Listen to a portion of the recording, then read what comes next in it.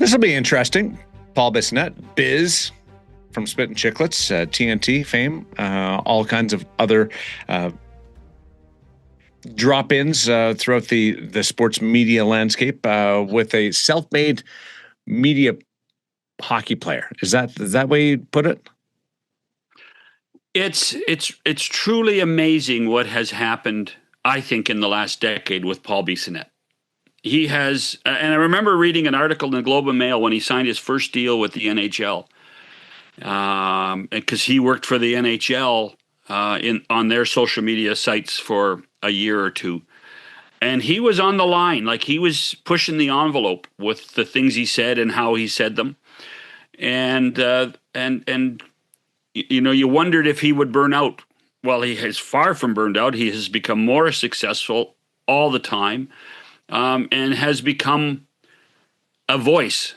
I was going to say a voice of reason, but that's not true. He's become an important voice for the game of hockey, I think, in both countries. You see Rogers has hired him on some Saturday nights. You wonder if they're going to hire him more on Saturday nights in the future. And obviously what he's done at TNT is a big part of that, and what he's doing on a regular basis with all those boys at Spittin' Chicklets. Well, who's more influential than Biz? Nobody right now. I don't think anyone is. The only person I would say is more influential when he shows up is Wayne, and he sits beside Paul, and they actually play off well against each other. Wayne doesn't do it near as much as Bissonnette does. So from that point of view, the TNT has, I think, grasped what has to happen better than anybody else in the U.S. at this point, and they have created something that Paul started the creation of 10 years ago, and it's worked out pretty well. The timing is perfect. As a good friend of mine says, sometimes the fish just jump in the boat. We've got Paul Bissonnette on today on the same day that the Toronto Maple Leafs announced that Jim Hiller is going to become the 41st head coach in franchise history. I hadn't heard Hiller's name at all. No, and here's something that I can tell you. In talking to some people at MLSE over the last month or so, and you talk about boats, they wanted to plug the leaks. There was too many stories coming out of MLSE going in 60 different directions. And it was a real goal of senior management to stop all the leaks. And in theory, after John Chayka and Matt Sundin got hired, that became a huge part of a corporate decision to stop all the innuendo that was being reported in the Toronto media. And so they have done that. I think this morning, to be honest, they caught everybody by surprise by announcing Jim Hiller. I'm going to admit something. A lot of people checked social media and said, was it a crank account? Right? I did that. I went down 3 different confirmation paths to make sure I wasn't being duped. Because one, I hadn't heard Hiller's name, and I didn't realize that it was coming this fast. There was a report that they were closing in, but I wasn't going to get suckered in again, like we have on a few different times over the course of our years, where we don't do our due diligence. Yeah. So Hiller is the new coach. What do you think? Defensive style, had great success in Los Angeles, best season ever, but couldn't get through the Edmonton Oilers, and then was let go this past season. He was an assistant in Toronto, so he knows the landscape from being a coach there. Does that help him? And then just the overall realization that they've gone down a route that is more conservative from a playing style than maybe some people are going to want. Well, when you consider, again, prior to the hiring of all the names that we heard, Jim Hiller did not fit the list that we thought was even possible. When you think about, we were talking about David Carl at one point, and we're talking about Bruce Cassidy at a certain Patrick point. Waugh. Patrick Waugh, yeah, Peter Laviolette. So for Hiller to be hired, I think Jim's going to need some help how to manage the media here, because I think that if you look at his last year in Los Angeles, I think that there were some issues that came up, particularly in the playoffs, where he was not as smooth as he should be.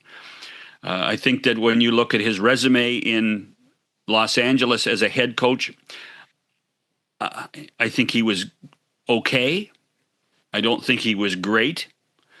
The defensive I think he was better than structure- okay, but the style was not sizzling. What's going to happen is they're going to end up going back and doing the autopsies on how they lost the series against Edmonton, and that ill-fated challenge of the goal and a couple of other things that occurred, and how he managed situations under pressure. Is he going to bring structure? Yes. There's no question about it. He's going to bring structure to a team that could not do a good job of getting the puck out of their own zone last year. They did not do a good job of getting the puck out of their own zone. The question for me is, and I don't know this answer, and I'm not being cheeky, how much different is Jim Hiller than Craig Berube? How much different is he? Now, I'm told that he has a lot more understanding and appreciation for analytics, and that he will be much more open to that type of thing. The stories of having a positive relationship with Nylander and Matthews, I'm not sure that makes a difference or not. I really don't, because so he knows them that they'll be more accepting coming in than somebody they don't know, maybe. Perhaps. So it's not going to be an easy ride for Jim Hiller here. Mm-hmm. It's not. Make no mistake Matthews about it. And company would have been run by them. Boy, that seems to be the new way. Eh? Run by the superstars. Get to have a say in who your coach is. Why wouldn't you? I don't know. I'm just saying that maybe that's maybe See I'm if there's too red old. flags. Yeah, you don't want to find out at training camp. Tommy doesn't like that guy at all. Yeah, and particularly I guess with contracts expiring, Austin's contractually here for 2 years, and we'll see what happens after that. So I think Jim's going to need some help. I think Jim's going to and Jim's going to have to be. The Toronto media isn't tough, but the Toronto media is relentless, and believe it or not, that is part of the job of being the head coach of the Toronto Maple Leafs. And so, what are your expectations of Toronto with Jim Hiller as head coach? Now that they've got the manager, the coach, the players are all seemingly sticking around. They're adding McKenna. Breaking news, first overall at the draft. Can I tweet that out that you just said they drafted McKenna? Yeah. Okay. Well, reports they've told him already. So what are your expectations of Toronto? They made a trade this week. 90 points. So they'll be pushing for a playoff spot. They'll play relevant games in March. Okay. So not a soft reload or. No, they still have rebuild. They still have some players that can play the game. Austin Matthews can still play. Nylander can still play. Matthew Knies can still play. There's some opportunity. There's some opportunities for guys to still contribute. They just have to find a way to improve their defense. Where's Chris Tanev in all this? Will he be healthy? But will they be able to move the puck out of their own zone? That's will Anthony Stolarz? Will Anthony Stolarz be able to stop the puck and stay healthy? Did a goalie swap and a trade of defensemen with Philadelphia. Went with an undersized guy on that deal. Puck moving guy. Getting the puck out of your own zone. Big men can't move pucks, and little men can't throw body checks. That's right. That is true. That's the way it goes. Biz is just logged in, so popped up. We'll get to him. Be nice to him today, okay? Don't give him a hard time. He's my pal. No, I would never give him a hard time. He's very. The thing people don't realize about Biz is when you're he's flamboyant and he's hot takey and he's fun, but when you see him like just one-on-one off to the side at different things, he's so gracious and fun and caring and interested in you, and it's Daren, it's a cool guy. I am amazed how he handles himself. There's no arrogance. There's no arrogance and entitlement with him. But with all the success he's had, it could ruin you. It could. It has not changed him one bit. He is still one of the most approachable, one of the most fun, and now one of the most influential people in the game of hockey. Whether you like it or not, people that could take a lesson or a page out of his book on how to handle success. Yeah, no question about it. No question about it. So I was waiting for you to rip the page out. I'm not. I don't want to be approachable. You know? Paul Bissonnette coming up next on 100%. You be nice to him, though. With the NHL app, you can listen to every NHL game right from your phone. And with home and away broadcast feeds, you choose your way to listen. And he scores! Whether you're at work, at the gym, or stuck in traffic, the NHL app puts you right in the action all season long. Every team, every game, everywhere you go. Download the NHL app and never miss a moment. I just cut off Biz to do the countdown to get into it because I don't want to leave anything on the table. Stress. I want all the good stuff to be recorded, and I don't want to record you without you knowing it. That would be bad. We could just put the behind the scenes clip up. We don't care. Isn't that where your other show is? Your Exactly. other show is just 2 hours of behind the scenes. It's uncut. Let's go. So, what do we owe this the pleasure here for you coming on? You don't do a lot of these. Yeah. Well, hey boys, I just want to say thanks again for having me on, and good seeing you both. What a great hockey year. Did you enjoy Crazy, it? right? Yeah. Oh, it was unreal as far as like the storylines and like the parody out of the gate, like all the new teams coming involved. I mean, obviously the Atlantic, you saw kind of Detroit and Buffalo storming, even Ottawa, and then obviously some of these teams dropped off. And then the Olympics, I mean, that was so big. I think with you looking at the viewership, even in playoffs, and then with the Stanley Cup finals numbers coming out, I think that the sport of hockey has shown massive growth, and it deserves all the praise and all the good fortune it's getting. And it's an amazing game. It's an amazing league. And I think the story of the Carolina Hurricanes is just an incredible one and so well deserved. And the amount of effort and time and energy that they've put into that organization, especially starting with Rod, incredible stuff. Shannon? That's right. No, I was just thinking that, and it's a bad pun, and I'm not the host of Hockey Night in Canada anymore. But you know what? With Rod Brindamore and the way they play the game, it's a perfect storm. It is. There's a great matchup, and could any other team do what the Hurricanes did? I think. I'm trying to think of it's kind of, I feel like Florida, the way that they played, like maybe Carolina wasn't as physical, but when it comes to disrupting and just like constant forecheck and smothering and being all over you and breaking up plays, one line after the next, 4 lines deep, 6D, like no holes. Like I thought Walker was incredible on D. I thought like you go back to the Montreal series, like I thought their fourth line was one of their best, probably their best line. They scored in the first 3-4 games of that series.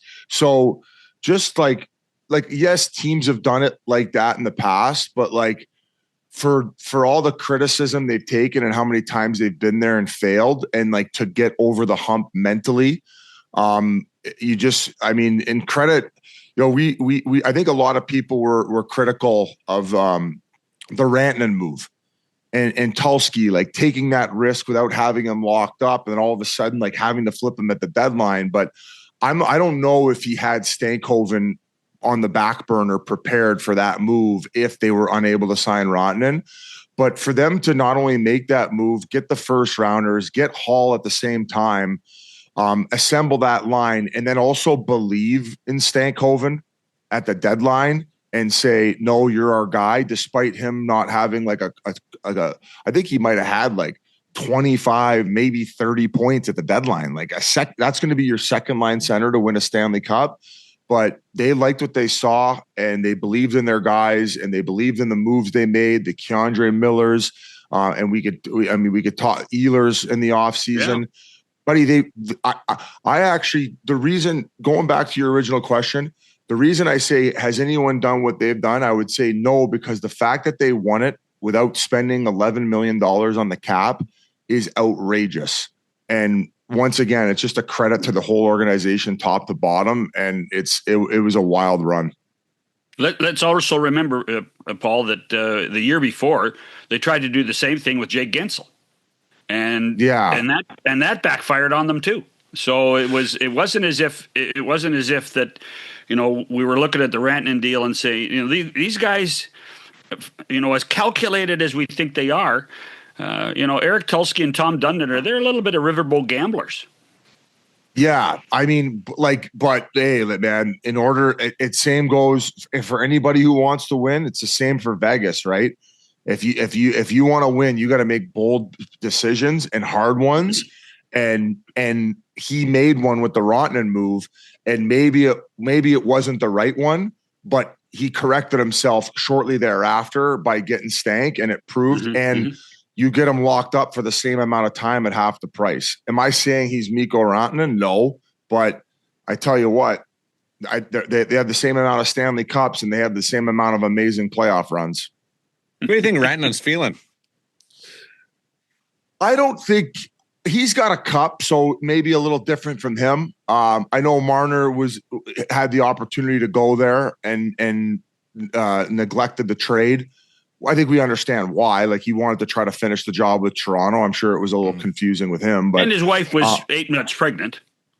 There's plenty of reasons why he waived it. I'm just saying there's other people who have been like, no, I don't want to go there, or I don't want to sign there. And that's totally fine. Maybe, you know, it's one of those markets where some guys might like, well, it's not the New York, it's not the Toronto, it's not like the bright lights. But I think that with the way that the world is going, I think that these guys are starting to appreciate their peace and small community and growing something that matters. So it's cool to see.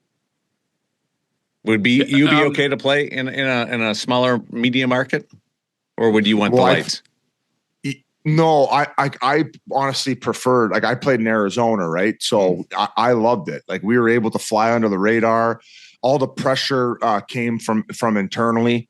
Like, we were fortunate enough where, you know, I think the NHL owned us for majority of my time here. We had no budget, but going back to building something from within and having that small community, you know, we made playoffs 3 years in a row, went to the conference finals. It was the best years of my life, and the best teams and teammates, some of the best teams and teammates I've ever had, definitely at the top of the list.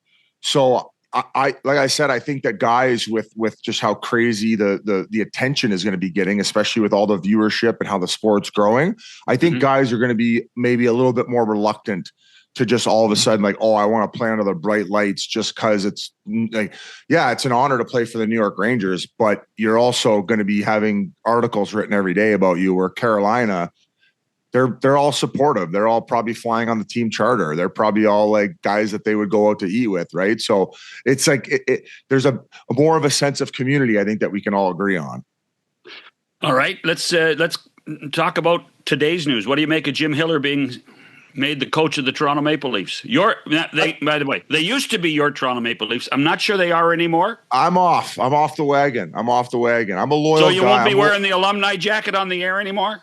I actually, that got put to the rafters at the TNT studios. It's like hung up where we have Wayne's sweater vest and we have Kobe Armstrong's dress shirt that got a hole put in it with the iron. But going back to the Leafs, I think that people are probably surprised. I think they did a good job, or at least Hiller's team, of like not leaking any type of. I never saw his name pop up one time. We were talking about it off camera, and you know. I was actually, I got a call from Sean Avery yesterday and he kind of got venting, and I agree with him. He's like, why do they just keep recycling the same guys over and over and over? And that's kind of something, I mean, as much as things change with the NHL, some things stay the same. And same thing goes with Babcock's name coming up for the Oilers job, right? It's like, I think that there are probably a lot better younger coaches out there that should be given an opportunity, because I think that you need to put time and energy to connect with the younger players. Like that's just kind of the expectation now because of the way that the world has evolved. Like that's why Martin St. Louis is having success.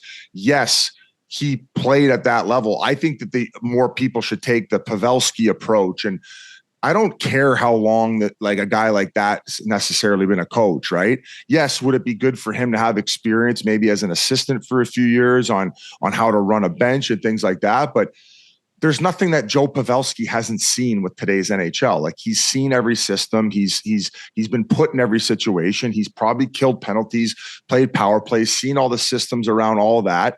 He obviously knows how he wants to be communicated to as a star on an NHL team, which those are the guys that drive your team, and also how the other guys in the team want to be communicated to, and probably how to delegate. So I would like to see teams take a little bit more risk.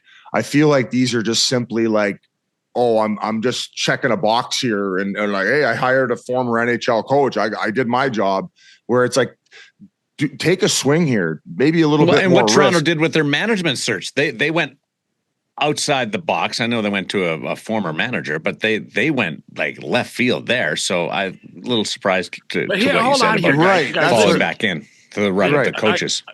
I understand what Sean's saying. I understand what you're saying.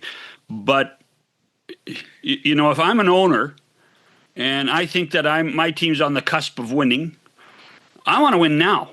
I don't have 3 years to be patient while we nurture the coach. Montreal, Paul, you know this. Montreal could nurture Marty St. Louis. They took their time with him as they took their time with all their kids. But, you know, if I got a team that because you talk about the growth of the game, this is such big business now. Millions and millions and millions of dollars in playoff gates are at stake. You need to be in the postseason, right? Yeah. Well, but where I guess where I would push back is like, you think what's Sullivan going to do with the Rangers? Cash his checks. I don't think I don't know. I don't think it's rocket science. I think there's a lot of the same systems. Like it's not like this isn't the NFL, right? There aren't all these different types of scheme offenses. It's like, you know, you have your certain controlled set face-off plays, which Montreal runs a lot of good ones, obviously because of Martin St. Louis. Here's another thing too, is I don't think that you just said, oh, if a team's kind of on the cusp of winning, I don't think that these old school guys, one, I don't think they can relate with the younger players. And some of them who haven't played, they can't teach these younger guys or even these top end guys anything new. Like Martin St. Louis can walk in a room and say, hey, I noticed on the half wall the other night, you kind of grabbed it this way. Well, when I used to do that, I would get jammed up and it was able for the defenseman to come in and force me quicker. So why don't you try picking it up like this? You think guys like Sullivan are able to teach those little intricacies of the game to these guys? And I'm not taking anything away from Sullivan or some of these old school guys, but I'm telling you, I think that there's something about a new wave of coach, like a Martin St. Louis, like a Joe Pavelski. Scott Gomez is coaching at a younger age now. Scott Gomez was an NHL superstar who was on the power play, who worked with Adam Oates, who can break down video and teach guys like things that like are like, oh my God, like they're perplexed by.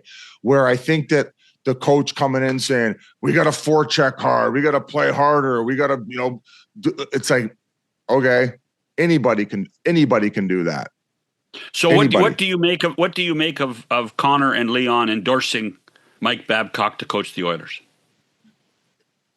I'm kind of just like, I guess I'm surprised, but I understand it because like I'm sure that they talked to Hyman, right? So Hyman had great years under Babcock and probably learned a lot about the game. Like guy who coached Hockey Canada.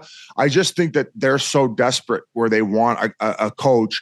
And I think coming off of Knobloch, who I think did hit the criticism on him from internally is maybe like, needs to be a little bit harder, like, needs to crack the whip a little bit more. It's like, there's one thing to be stoic and patient a lot of the time, and that's a good thing, but to not like show any type of emotion, being like, yo, and get other guys in other areas of the game cracking. That could probably become tiresome to a few guys who have to constantly carry the load, where you saw it like 2 years ago and 3 years ago. Maybe not so much when they made their first Stanley Cup run, but definitely when they made their second, when they went, when they lost in 6. I thought that the ice time was being dispersed better, but they're shoveling so much of the shit, so to speak, that they're probably just sick and tired. And they're like, get us a guy who's won and who's going to be able to teach the third and fourth line just to do their job, like you saw from Carolina, like you saw from Florida. And you guys might argue they just don't quite have that personnel, but I think collectively from a management and coaching perspective, they need to figure it out and get it done for Connor and that core group there. So just, you were on the periphery of the Babcock Columbus stuff. You had comments at that point. Has your opinion of Mike changed? It's not really my opinion. Like, we're a players pod, right? So when he got hired by Columbus, he'd done that phone thing and like other things that we've all heard about prior. So after he came back, and those same phone things, especially to the younger guys, which were apparently a little bit different than the way he was handling the older guys, were continuing.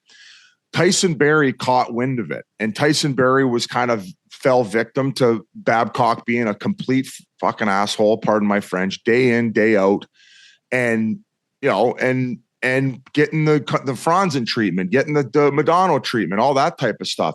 So he's like, did you know that he's doing this? And I was like, no, I have no idea. Like, that's crazy. So I called him and we had the conversation about how it goes down. So when we were doing our season previews and we were talking about Columbus, I was like, oh, by the way, and Tyson Barrie told me that to share on the podcast. And I just, when we were doing the Columbus breakdowns, just was like, oh yeah. Like, I remember Tyson called me a few days ago. Did you guys hear about this one that he's doing? Well, that story, like, once the podcast dropped, boom, it blew up. Right. So I told that story on behalf of the other guys who were dealing with it. Like, do I think what he was doing was messed up? Yeah. Like, what are you doing? Like, don't ask players to see their phone. That's such a weirdo move, along with a lot of the other stuff that he's done. So if he coaches again, it's like, I don't care. It doesn't matter to me. I think that hopefully at this point, especially going through it again, and the public being very aware of how Mike operates, just clean up your act. Just be a better guy. Like, I'm not talking about the way the core group of guys in Edmonton giving it the okay. Like, what the hell is Mike Babcock going to say to Leon and Connor? Like, they're not, he's not going to say nothing. He's going to glaze them every day they show up to the rink. It's the other guys on the team and the energy that he's creating around the rink that it has been the problem in the past. So I have no personal vendetta against Mike Babcock. If he coaches again, I don't give a shit. What I give a shit about is if he's going to be like calling a third liner in and saying, open up your phone. I want to see what you're up to with your spare time. I want to look through your text messages, see if you're texting your buddies about me and what your perception is of me, blah, blah, blah, or whatever other reason he's grabbing these guys' phone. Do you guys agree that that's a weirdo move? Like, are we all in agreement here? the phone thing is silly. I mean, I don't let my wife see my phone, Paul. Yeah, that's what I mean. Like, if that's a private thing to you or anyone, I hear you. Like, it's just a weird. We go back to connecting with the younger guys and the younger, like the and making it more of like not a coaching the players and I'm the man in charge and more of like a team. Like, what was all the stuff you heard about Rod from the players once they won it? What's the word that kept coming up? Respect. They respect each other because they're a team together. They work together. It's not this like, you're going to do what I say. It's a collective thing. And I think that that's more of the approach that these guys need to have moving forward. And obviously like discipline and accountability, like those are all things that these kids should know when they get to the NHL level. And if you have to enforce it a little bit more, like, yeah, that's fine. But it's more about the way that some of these old school coaches, specifically Babcock, approach them. I mean, like, you guys have heard the things that he said to Johan Franzen. Like, oh yeah, it's all documented. Franzen was a pretty good player too. Like, could you imagine what he was saying to guys like me? I heard a story I'm buddies with the O'Connor family, just Sean O'Connor. I think he played, I think he got up to the AHL was the highest he ever got. And he told me a story where it was like during the lockout and he was on the bench taping a stick and he was about to play an NHL preseason game. And Babcock walked out to the bench and goes, pretty cool, eh? And he's like, oh yeah, this is awesome. And he goes, well, yeah, well, don't get used to it. You won't be here very long. And then like walk back down the tunnel. Like maybe that's like a dry humor that I don't know if that's something a young guy who's trying to crack an NHL roster needs to hear from the coach, like maybe Babs has a laugh with the coaches in the coaches room. And maybe it's like, haha, we can laugh here now. But like, think about how that guy felt like in going into that game. And if that's a story that I'm hearing along with the Tyson Barrie story, along with these other stories, like what else is going on? Mm-hmm. So, reminds me of Keenan, like way back when, like there's a lot of those little mind games. Shanny, you agree with that, or you're? Oh, I think.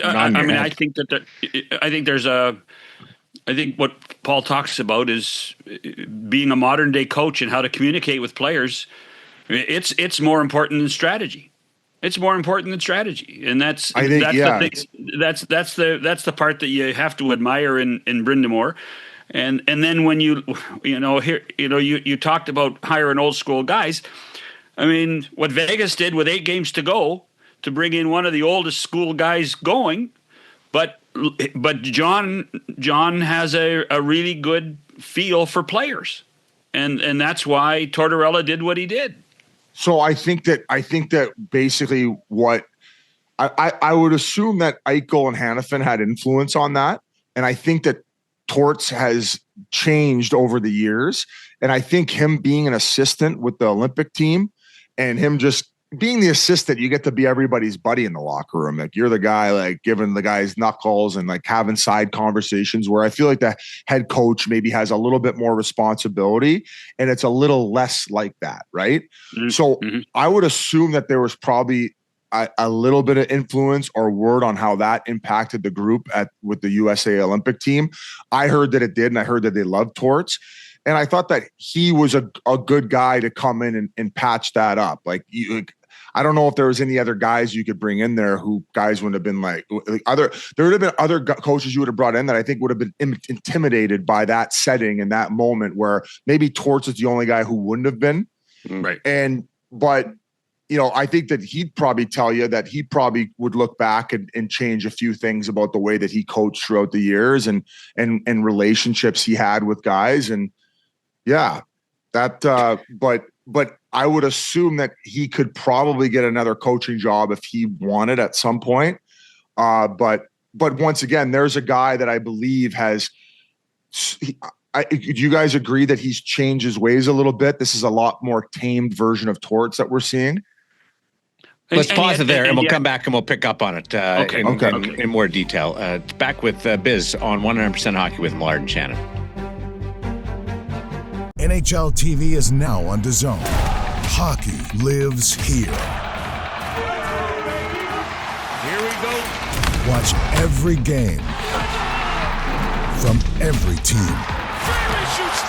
The best players in the world. And the coldest plays on ice.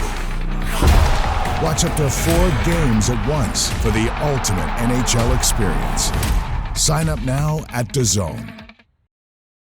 To your point, yeah, he was more fun torts with the guys. Like the players across the board had a blast with them, whether they were having fun with them or at them. Like he used the term tape or talking about sticks, so to refer to them as utensils at times. Like they would chuckle with that. Like, oh, look at the fun uncle over there. They got his terminology mixed up. But there was definitely more of a fun factor around torts. I've never heard that from players before.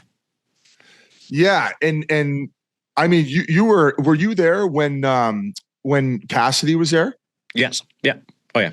So like, there's another example. Like I worked with him at TNT. He like incredible hockey mind, like so good with the X's and O's and stuff like that.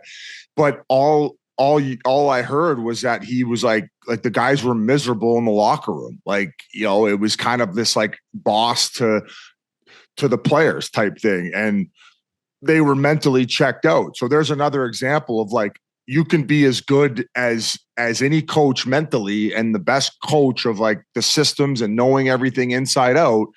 But when your players are checked out from you and you don't have their respect, they fired an NHL, a Stanley Cup winning coach 8 games before playoffs with that roster. That tells you everything about the way that hockey coaches need to be now. And like people could say like, oh, well, you know, everything eventually comes to an end. It's like, a guy who helped you win you a cup, they're willing to say, hey, see you later. Here's the door. And then it was the right choice at the time, right? Based on what we saw. Based on the results now, the answer was it was the right decision. It was the right decision based on information I heard even afterward, because we interviewed Cassidy and then I talked to some people after, like unsolicited, just like, and it was to the point where I guess like the players were like, they were checked out. They were counting down the days to the end of the season because they just like, it was not a healthy environment. Like this is not how this is supposed to feel or be. And there's always the crowd, especially online, like, oh, a coach isn't supposed to be your buddies, your coach. Just like, listen and shut up.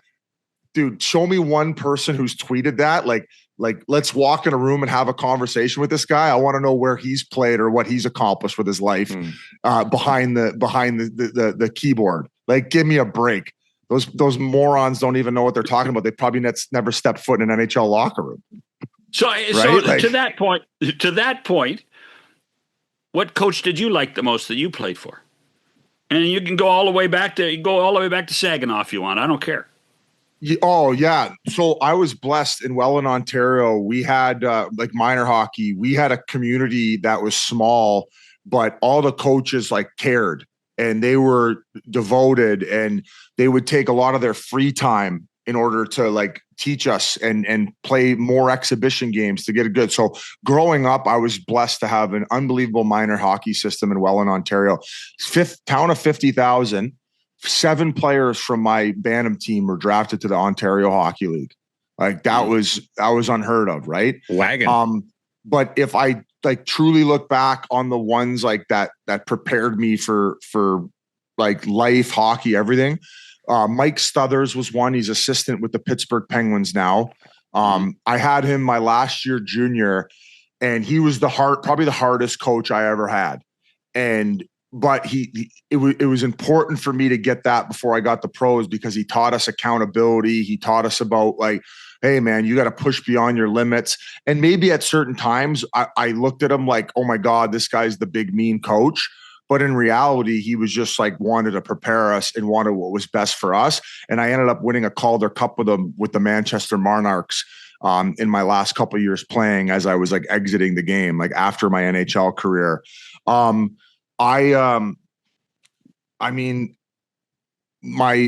had Michael Therrien. He was a pretty hard coach. although very similar, very stern, like taught you about accountability. Some guys would tell you they had the same experience as they did with some of these, like the early Torts days, like the not so Babcock, but just a very stern coach that made guys' life miserable.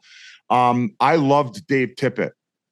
Dave Tippett, we had my whole time with the Arizona Coyotes.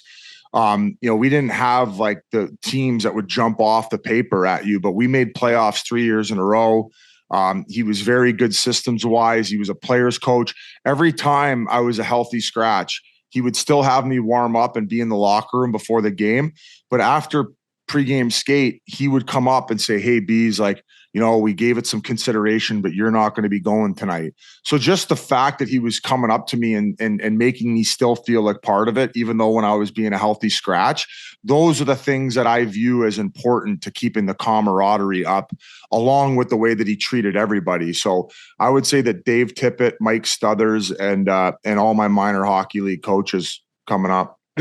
The guys that are coaching right now around the league, is there somebody that you would like to play for? Well, St. Louis is kind of cool. the obvious. Yeah. Rod's the obvious. Paul Maurice would be fun because he's obviously won and he can push the right buttons and he seems to be he's changed. Yeah. So in what regard? Like between his Winnipeg days, like you're saying there was growth from his Winnipeg days?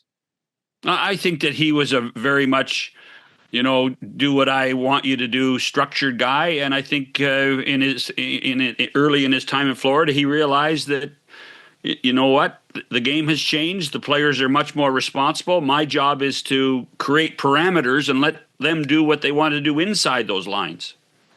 Okay.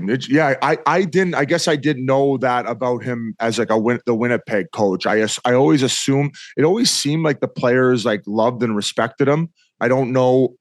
Maybe it wasn't as good as I think it was. Was it not?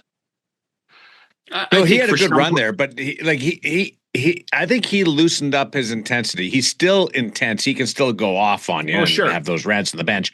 But the 24/7 intensity, he relaxed over the time. I think it was fine for some people. I think it was fine for some people in Winnipeg. It wasn't fine for everybody.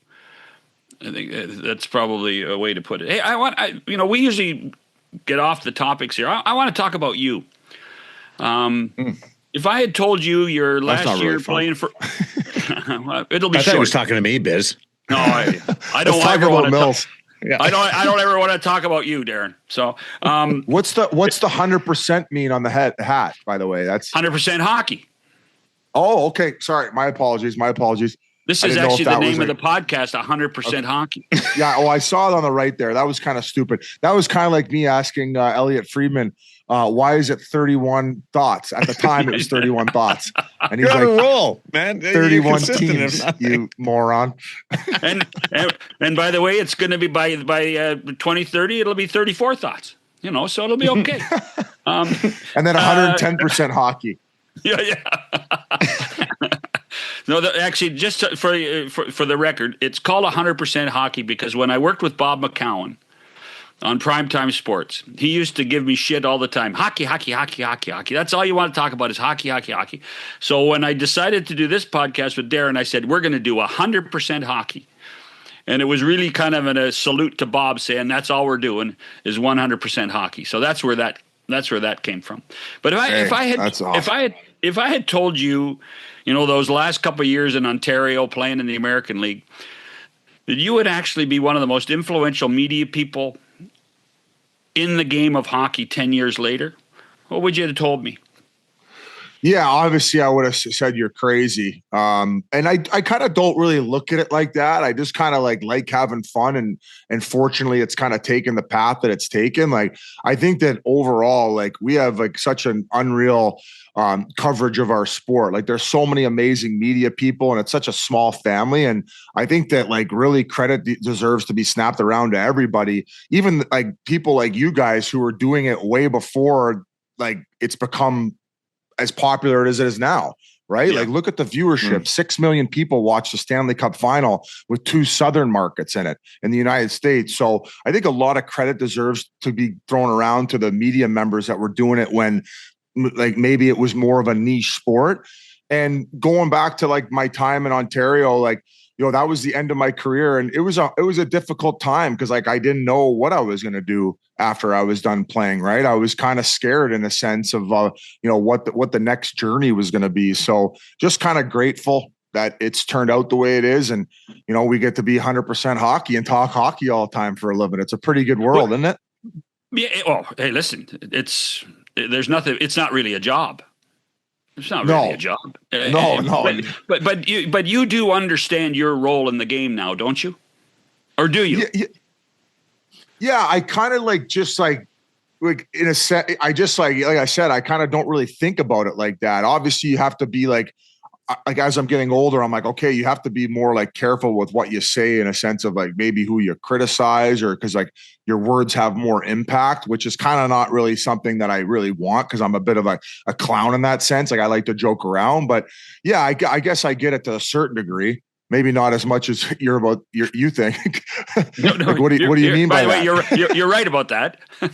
I think my personal opinion about you is like I've been following you since you started doing Coyotes Radio, the Richie Nairn hired you for. Yeah. You know, but you have a role to play, and there are people that actually really care what you say. Yeah, I mean, I do get it wrong quite a bit. Like we're just, you know, we throw out our hot takes. So that's why I said, I think as I'm getting older, it's like, oh, okay, like you can't like mess around and joke around, or I mean, you had a role in we talked about Babcock. You guys had a role in the Babcock thing in Columbus. You did. Yes, no, I understand that, but I want to go back to the fact that like if it's a players podcast, so if anybody had any issues like that they would be able to come on and talk freely. Mike Babcock could come on and talk on our podcast if he wants to. Like, I don't care. It's not like I'm not the gatekeeper. And also my word's not gospel either. Like I'm just another guy with a hockey opinion, you know, like all the other media members. So I kind of, like I said, I don't really look at it maybe the way that some others do, but I'm like, I guess I'm grateful for the fact that like people consider what you said. Yeah, no, I'll tell you what. If I'm a master's student doing, you know, branding and advertising, I'd do a study on Paul Bissonnette because it's what you have done for 10 years and the branding you have done for yourself and for Spit and Chicklets. It's an amazing story. It really is. Yeah, no, and first of all, I appreciate that. I think that I was very fortunate that I started social media at a early age, and we talked. Daren, you said, would you rather play in the bright lights or maybe like a smaller market? If I would have played in another market, there's no way I would have been on Twitter joking around and doing the things that I did.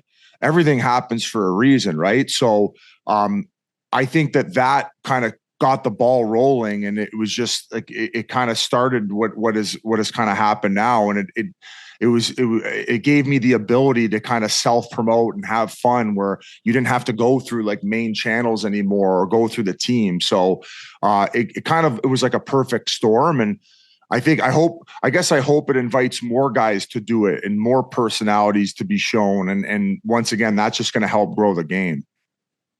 Richie Nairn ever have to come up to you? Richie Nairn ever have to come up to you and say, "Hey, tone it down"? You think? You know how many times he was like would text me or give me the shoulder tap? Hey, Tip and Donnie want to talk to you. Like, oh man, I was an idiot. Were you nervous when that would happen, or were you like, just figuring this out? I thought I was getting sent to the minors. Sometimes. I think if it wasn't for Shane Doan and some of the veterans talking them off the ledge that, hey, we need him in the locker room playing music and being an idiot to create some levity. If it wasn't for that, I think I probably would have been riding the bus eating soggy subs a lot longer than I did. Yeah. What are you doing? What are you doing for the summer?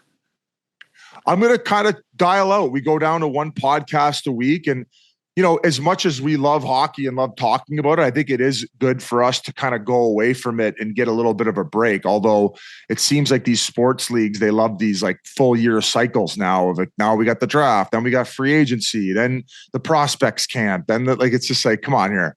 I want to have as much as I love the game, I do want a life outside of hockey. And I'm going to go up. I always drive up to Jackson, Wyoming. I go do some fly fishing. I go do some hiking. I drive all the way up to Vancouver, BC, and then I end up in Victoria, and that's where I get my chill out time.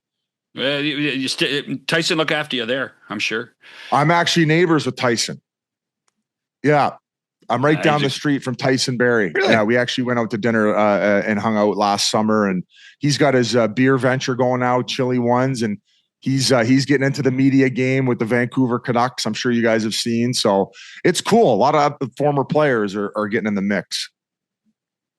Fun stuff, buddy. Daren, those are some pretty sick masks you got back there, dude. What the hell? Holy cow. Not bad. Like Wayne Stevenson, Gilles Gratton, John Davidson. Who else? Bernie Perrant's back there. John Garrett. Wow. Those are unbelievable. Abasenza, somewhere around there. I'm trying to keep up with you, man. Like every time I look, you've got a different look going behind you. What's with the Celebrini? What's with the Celebrini sweater? I was pumping his tires about winning the MVP, and then their Twitter was like, hey, like they said something, like sent a DM, and then I was like, can I please get a Celebrini jersey signed? Like, I love this kid, and sure enough, he signed it and they sent it over. Our Rays got him going to the Stanley Cup final next year. I said, if they get past the second round, I'll give him my Celebrini signed jersey. But what a special player to build around. But I want to ask Daren one thing. If somebody said you can only keep one mask, and we're taking the rest, which one? Well, my buddy John Garrett, that's sentimental. And Wayne Stevenson was always my favorite mask growing up. Just because with the flyer eyes. Well, last I checked, that was 2. I know. We'll give you 2. We'll give you 2. Cheech. Yeah, Cheech. Yeah. I never got to spend a ton of time with him. Like obviously in passing, and he always had that charisma and like silliness about him, and incredible job at calling games. And Kevin BX has got nothing but amazing things to say about him. And what was your time with him like, and like, what was he like behind the scenes? He was the voice of reason, but chaotic. Like he would be needling you. He'd be off the beaten path. But if things got crazy, he was always the voice of reason to pull everybody back and support you. If you had a bad show or you had a bad segment, he'd be like right there. Your biggest foundation. Just a wonderful human being. And he didn't need utensils, which I also appreciated. Just hands? Just finger hands. food. Hot dogs, finger food. Hot dogs, burgers, nachos, chicken wings. Yeah. No, okay. just a cool dude. It was more about the food selection than him actually eating with his hands. Okay. All right. Okay. Mainly, but you don't eat pizza with a knife and fork, right? Or some people do. I do sometimes. That's why Whitney Yans think I'm a psychopath sometimes. Sometimes I just don't want to get my hands greasy and dirty. That's different, right? If you got the suit on and stuff, and you're going to be wiping it all down. John, I tell you what. You bring up Ryan's name. Next time you're on with him, you tell him he would have been a TV star if he had loosened up on television like he does on the podcast. He was a limp wrist on TV. He was a limp wrist on TV. I never saw any of his hits he was doing. I think he was at NHL Network, but I agree. He was with us at Sportsnet. He was with us first at Sportsnet. He was boring. Okay, well he's anything but that now. No, I'll tell you. I know. He's one of the funniest people I know. Yeah. John intimidated him. That's why John got in his grill and intimidated him. I don't intimidate anybody. Are you kidding intimidate me? People. No way. I'm telling you that Ryan would kind of just do his 3 minutes and go home. And I was like, what is that? We're supposed to be in the entertainment business. Well, he's got to go now. He's he's done so much for us, and he's such a good bus driver now. He's doing it. But I agree with you. If he got on TV, he would be a star. He does have 3 kids. I mean, he is a star. He would just be a star on TV, but he's got 3 kids now, so he's pretty busy coaching them and stuff like that. So I don't know where his desire is to just fly around and also be on TV on top of the podcast. So hopefully when the kids maybe get a little bit older and there's a little bit less responsibility and maybe a fewer out of the house, I would love to see him at a desk, hopefully at TNT if they'd give him a chance. By the way, you guys have done such a good job that you don't need to be on TV anymore. So, I mean, you guys are, the Netflix deal seems to be working too, right? Yeah, no, it's been fun. They've been great. And we've gotten like some fun guests as a result. Like we got to interview Tom Brady, which was amazing just to just hear about like his mindset and how it's crazy. You ask certain questions, expecting certain answers.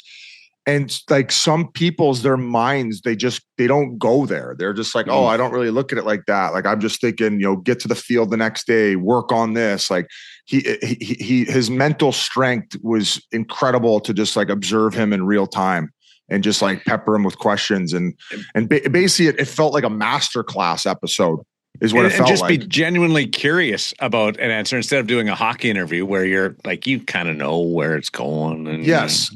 Like I like to go off the beaten path with. I'm like shocked. Getting like, I've never heard that before. But Brady will have to go on the 100% football show though, because he couldn't come on our show. No, he started the 100% football show. He's already got it. He already filed for the patent. We had like Brock Lesnar on. That was amazing to hear his story. So it's fun getting non-hockey guys on sometimes, and they loosen up for sure. Fun stuff, buddy. Appreciate it. Be well. Enjoy your time during the summer and come back refreshed. Hey, great job. Hey, thanks again. We'll do this once a year if you guys want. I'm not sure you can fit us in. We did this last year, didn't we? Yeah, we did. Yeah, we did. Yeah, we should make it an annual thing, baby. Let's go. There you go. 100% hockey, man. Do you think we'll get John to call you Biz though? Because the Paul stuff's getting a little old. I feel like it's like my mom or my dad calling my name over here. It's kind of nice. It's refreshing. I feel like I'm back in Welland, Ontario. All I know is that your parents are happy that somebody calls you Paul. Yeah. Like exactly. They're like, we got to remind people what his first name is. Gave him that name for a reason. Back with more on 100% Hockey with Millard and Shannon right after this. With the NHL app, you can listen to every NHL game right from your phone. And with home and away broadcast feeds, you choose your way to listen. And he scores! Whether you're at work, at the gym, or stuck in traffic, the NHL app puts you right in the action all season long. Every team, every game, everywhere you go. Download the NHL app and never miss a moment.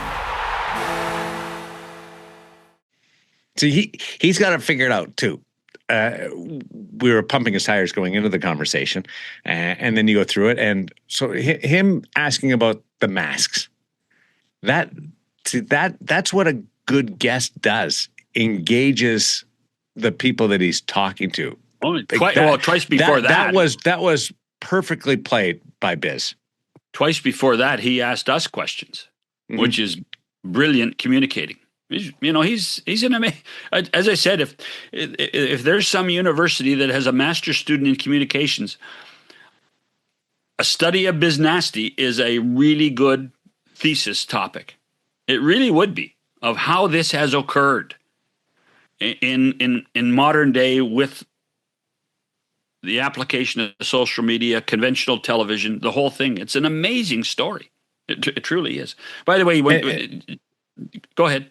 I was just going to say, you said he doesn't need to be on TV anymore. And like largely you're right. It's good to be around the games when the games are being played and being at the intermissions and so forth. But yeah, it's a different age that we're living in, that he can have some success and not be on traditional television. Right. Success and influence. Yeah, no question. By the way, I think it would be wrong not to comment on the news yesterday that Rogers and the CBC have not come to an agreement. And what we have witnessed now, as of last Sunday night's Game 6 of the Stanley Cup Final, is the last game that will be called Hockey Night in Canada. And I must admit, as a guy who had more than 2 decades in and around the show, with multiple jobs at Hockey Night, and was part of shaping what Hockey Night was about, yesterday was a bit of a sad day for me. That 74 years on television in Canada, and the recognition that it created for the game of hockey and for the CBC and for its sponsors over the years, will now, purely from a brand exercise that is Hockey Night in Canada, will disappear. And that's I understand why it's happened, but it's sad. It's a sad so day. Hockey Night in Canada, the show, is no longer? Correct. So CBC owns Hockey Night in Canada. CBC owns the name Hockey Night in Canada. So whatever Rogers does on Saturday night next year will not be called Hockey Night in Canada? Will be called the NHL on Sportsnet. Okay. So there's still going to be hockey on Saturday nights. It's still going to be broadcast coast to coast. It will probably be on all the Sportsnet channels and on, obviously, their streaming service. And I can only assume it will be on City TV, which Rogers owns. Do you think Rogers tried to buy Hockey Night in Canada, the name? I don't know if they did, but it shouldn't be for sale. So it's just 74 years a good run, and part of Canadiana will disappear now, because it was pure and utter for the longest period of time. It was Canadiana. Now, and Daren, you were there when the national deal changed over 12 years ago. This was inevitable, that they would move away from Hockey Night in Canada. They needed Hockey Night in Canada 12 years ago to gain credibility. The name Hockey Night, they needed it to maintain a level of national credibility for their broadcasts. They needed Hockey Night in Canada. I think, and I might get in trouble for saying this, I think Gary Bettman didn't want to be known as the commissioner that killed Hockey Night in Canada 12 years ago. I think he wanted the CBC to do some sort of deal, which they did, for the 12 years that allowed the show to exist on the CBC. But the world has changed so much in the last 12 years. The world changed so much during the pandemic on how we view things with streaming services. The culture has changed. And so it's much more palpably easy and softer to make the change now than it would have been 12 years ago. And it's a reality of business. Would you have been upset had the name Hockey Night in Canada gone with the rights and been broadcast on someplace other than the CBC? Yes, because the CBC and Hockey Night in Canada are intertwined. So even though it's ending, you're more okay with it than if it would have transitioned? Probably. Yeah, probably. Okay. I've never thought of it that way, but probably, yes. There's still going to be hockey on Saturday nights. There are going to be as many games as they've always broadcast. It's just not going to be on the CBC. And the question then becomes, is how many Canadians who either can't afford to pay for it, or don't have access to cable television, or choose not to pay for cable TV or for streaming services, how many Canadians will be affected? You're going to have to find the game now, as opposed to the game being there for you. You'll have to put in some effort to find it. Although if you do the research, I'm sure that if there were 2 million people that were watching Sunday night's Game 6, 1 million people watched on CBC and then 1 million people watched on Sportsnet. So the question then becomes is, how will the people who could only find CBC, will they be able to find the game? Those are my people. Yeah, but in my time at Hockey Night, the success of the show wasn't in Toronto, or Vancouver, or Montreal, or the Three Prairie Provinces or Ottawa, Three Prairie Cities rather. The success of the show was small town Canada. The success of the show was in the Maritimes, in the territories, where it meant a lot more. Dave Hodge, I read an article in this Toronto Star today, and Dave Hodge quoted as saying that, there's so much hockey on the air now. I mean, there's hockey on 7 nights a week. It's different than when Hockey Night was the standalone Saturday night show for the network and for the nation. But at the same time, there are still some standards that Hockey Night created over the years, from 52 to 2014, that will disappear, and we'll see what happens, and we'll see when the season opens in that last week of September next year, how many people notice it then. So what's Saturday night going to be called? Do you know? I would just assume it's going to be called the NHL on Sportsnet, which is what the branding is. If you listen to everything they do, I mean, little things during the Stanley Cup final that's just finished.